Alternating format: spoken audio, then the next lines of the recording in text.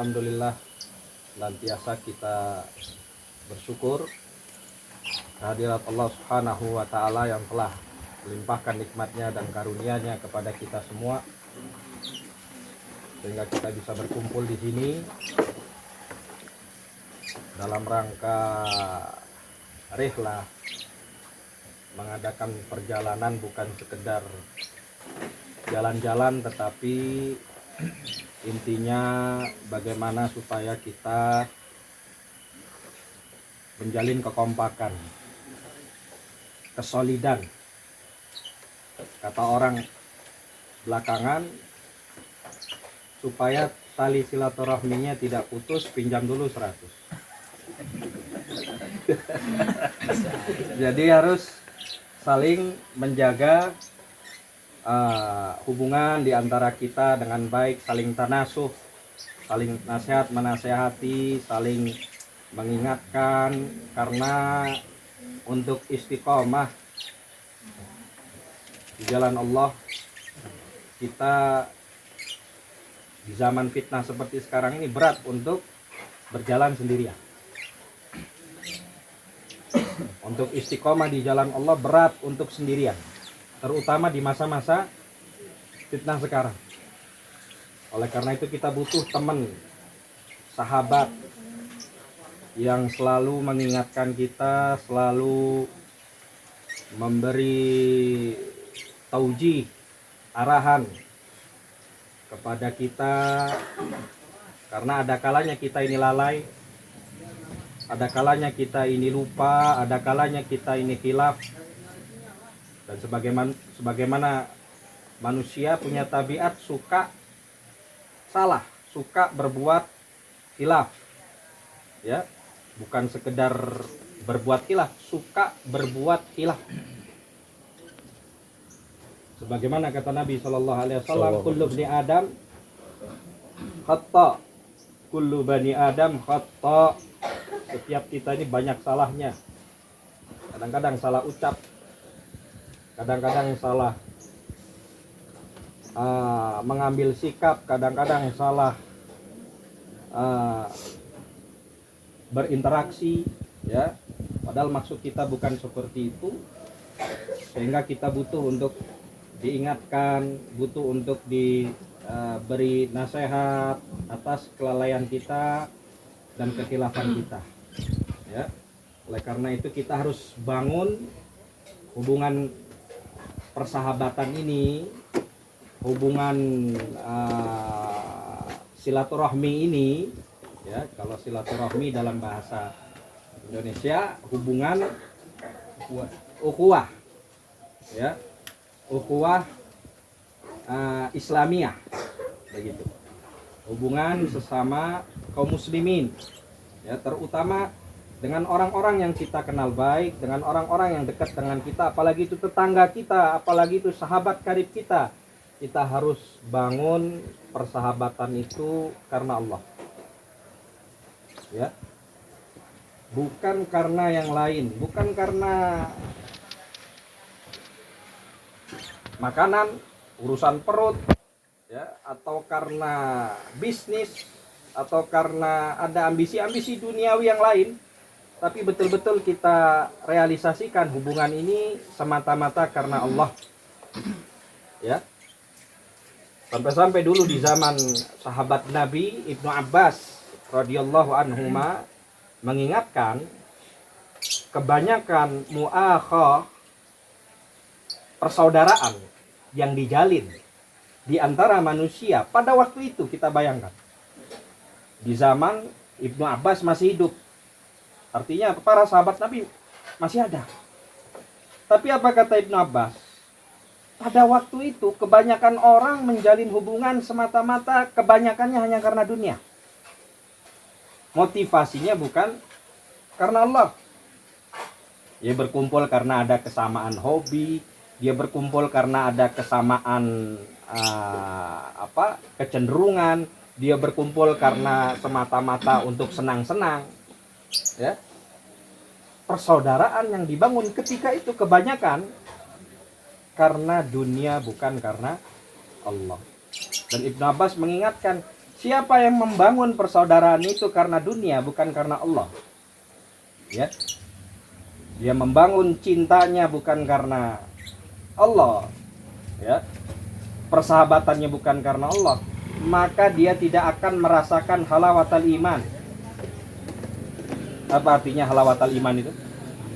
Manisnya iman. Apa maksud manisnya iman? Sururul qalbi.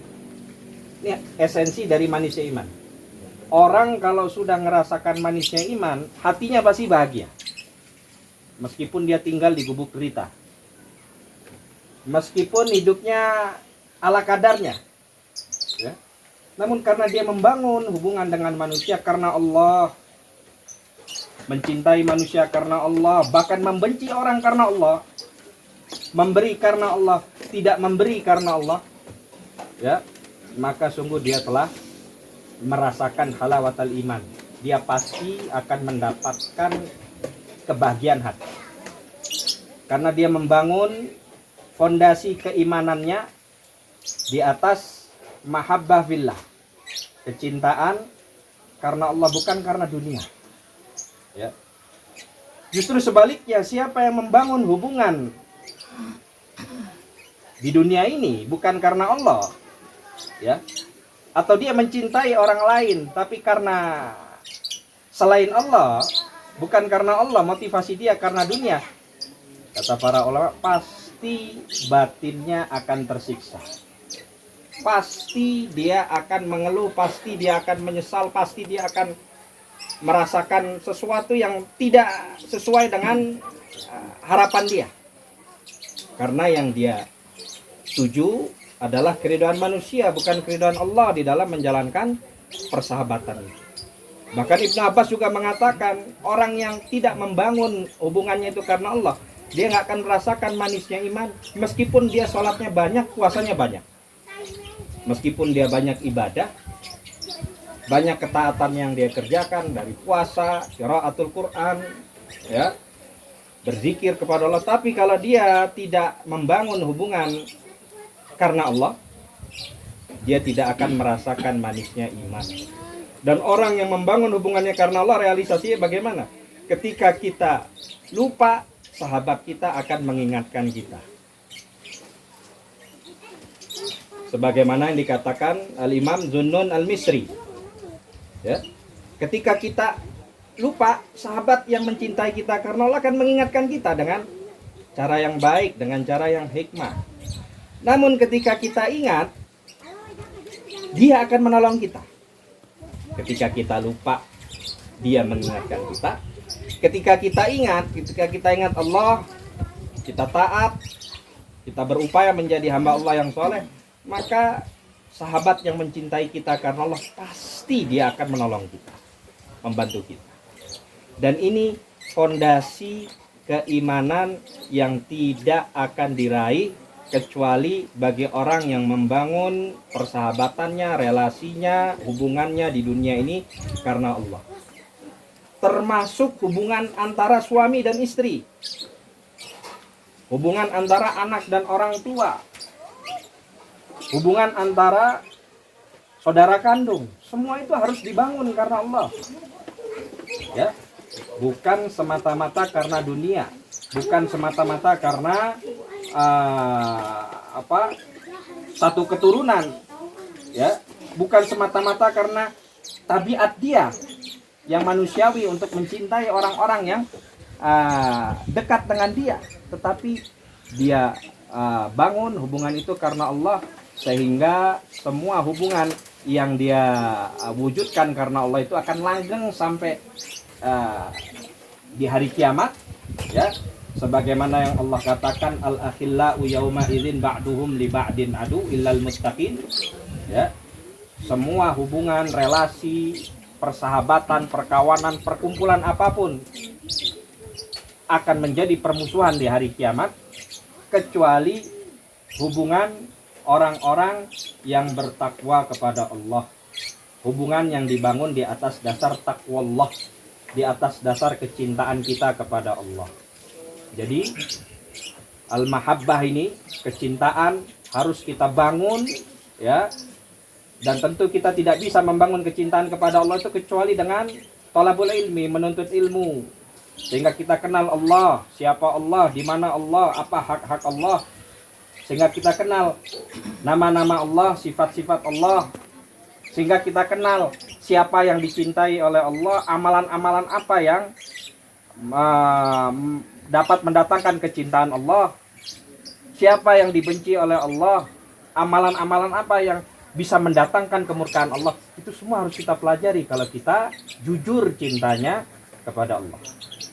Maka pada kesempatan kali ini saya mengingatkan terutama bagi diri saya pribadi secara khusus dan ikhwah sekalian, kita harus luruskan hati kita, luruskan niat kita, jangan sampai kita menjadikan perkumpulan ini, persahabatan ini sia-sia, bahkan menjadi permusuhan pada hari kiamat karena kita tidak membangun hubungan kita ini karena Allah sewaktu di dunia. Kita berdoa kepada Allah, mudah-mudahan Allah Subhanahu wa taala mengaruniakan kepada kita kecintaannya, dan mudah-mudahan Allah Subhanahu wa taala menunjukkan kepada kita amalan-amalan yang dapat mengundang kecintaannya.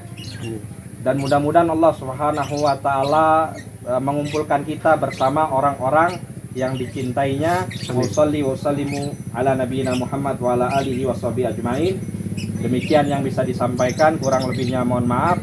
Wassalamualaikum warahmatullahi wabarakatuh. Waalaikumsalam warahmatullahi wabarakatuh. Pada tidur kayaknya.